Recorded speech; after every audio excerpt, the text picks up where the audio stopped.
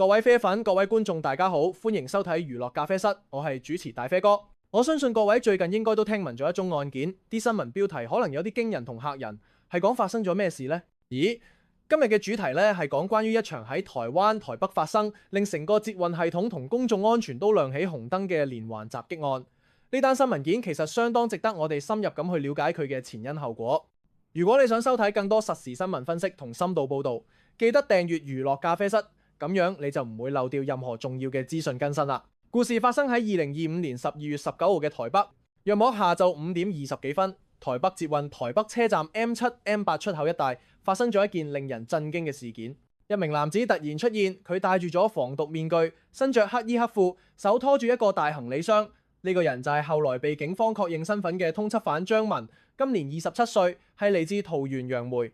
張文一出現就立即喺車站地下1樓投擲咗5至6粒煙霧彈，瞬間整個車站月台層彌漫濃煙，刺鼻嘅惡臭立刻彌漫開去。現場民眾一時之間反應唔到係發生咗乜，有人驚慌失措咁大叫失火啦，有人就急忙逃竄，場面一度混亂。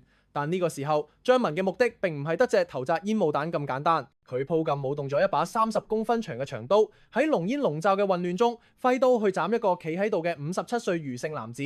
呢一刀直接刺中咗對方嘅背部，嗰位余先生當場失去咗知覺，血流不止，佢被緊急送往台大醫院搶救，但經歷咗一夜嘅全力搶救，醫生最終都未能救翻佢嘅性命。另外仲有一位54歲嘅男子喺煙霧彈嘅籠罩下受咗槍傷，但係呢件事遠遠未完。張文投擲咗煙霧彈之後，非常快速咁逃離咗北車現場，佢利用現場嘅混亂同濃煙遮擋視線，混入慌張嘅人群之中，一路逃往捷運系統去。約莫6時30幾分，佢出現咗喺捷運中山站附近嘅商圈，呢度包括咗有名嘅南西商場同埋誠品書店，係台北市一個人流相當密集嘅地方，特別係喺下班時間，依然有好多民眾喺度。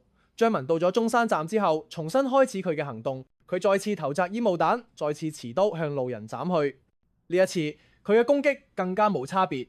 被慘傷嘅民眾有頸部外傷、肩部割傷、胸部刀傷嘅患者，總共有7位民眾喺呢場攻擊中受傷，當中仲有幾位傷勢極為嚴重，當場就陷入咗 OHCA 狀態，即係心肺功能停止嘅情況。事件發生之後，台北警方接獲舉報，立即動員大量警力，佢哋調閱咗數百支監視器，設立咗路障，展開大規模搜捕行動，目標就係要喺最短時間內將呢個危險分子制服。警方最終喺南西商圈附近成功將張文包圍，當時佢正企喺新光三越南西店嘅高樓層，警方正準備進行逮捕嘅時候，發生咗一個出人意料嘅轉折。張文突然從樓上墜下，據報道係由5樓或6樓嘅位置墜落。當佢墜地嗰一刻，已經失去咗生命跡象，救護人員立即將佢送往國泰醫院搶救，但喺晚上7時42分，警察同醫護人員確認咗佢嘅死亡。講到呢度，大家可能會問，呢個張文究竟係乜人呢？點解佢會抱咁做出咁樣嘅事呢？根據警方嘅調查，張文係一名本土台灣人，生於1998年。佢曾經喺台灣空軍服役過，係一名退役軍人。但官方澄清咗佢並非現役軍人。最關鍵嘅一點係，張文實際上係一名通緝犯，佢因為犯咗妨害兵役罪嫌而被通緝。舊年7月11號，桃園地檢署已經對佢發布咗通緝令。事件發生嘅時候，張文應該要去接受教育召集令，時間係2024年11月25日。但係佢遷移咗戶籍，冇申報，導致教育召集令無法送達俾佢，令佢繼續逃亡中。呢個案件嘅駭人之處唔係淨係喺於死傷人數，而係佢反映出咗幾個社會隱憂。第一就係下班尖峰時間嘅公共安全漏洞。台北車站同中山站係台北市人流最密集、最繁忙嘅交通樞紐，呢啲位置其實應該係戒備最森嚴、巡邏最頻密嘅地方。但係一個配備咗煙霧彈、汽油彈同長刀嘅持刀歹徒，竟然能夠喺高峰期大搖大擺咁投擲煙霧彈、砍人，令到成個系統陷入混亂。呢個絕對值得相關部門去深思。第二就係張文嘅專業程度，佢戴住防毒面具係為咗避免自己吸入煙霧。佢投擲嘅唔止係煙霧彈，仲有汽油彈，呢啲都係需要一定知識同準備嘅。佢揮舞嘅長刀長度達到30公分，絕非臨時起意。所有跡象都顯示佢呢次嘅行動係經過預謀，係有計劃、有目標嘅。如果唔係，警方最終成功追蹤到佢，如果佢冇喺被包圍嗰下選擇墜樓，有可能造成更大嘅傷亡。第三樁令人擔心嘅事情就係通緝犯身份同逃亡狀態。張文作為一個被通緝嘅人，冇受到任何約束。反而能夠自由活動、集結武器。呢個反映咗可能係搜捕力度嘅不足，或者係社會邊緣人嘅監管有漏洞。一個妨害兵役嘅通緝犯，點解會係住咁樣自由活動，直到佢做出咁樣嘅極端行為先被發現呢？依家警方表示，張文嘅具體犯案動機仍然喺查緝中，佢冇留低任何遺書，冇表達任何仇恨對象，呢單案件就咁變成咗一個無差別攻擊案件，令人極為震驚。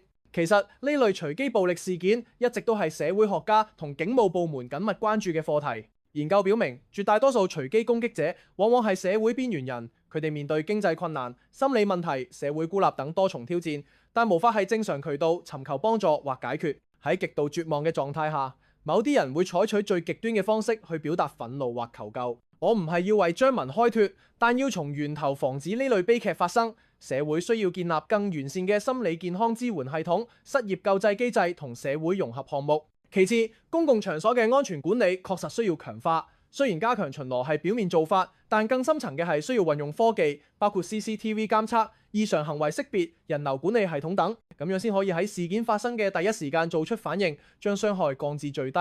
第三就係通緝犯嘅追蹤工作。張文已經被通緝咁耐，點解仲未被拉獲呢？依家警方應該要好好檢視一下追蹤程序，確保日後類似情況唔會再發生。我哋依家仲有好多問題係未有答案，例如張文點解會變成通緝犯呢？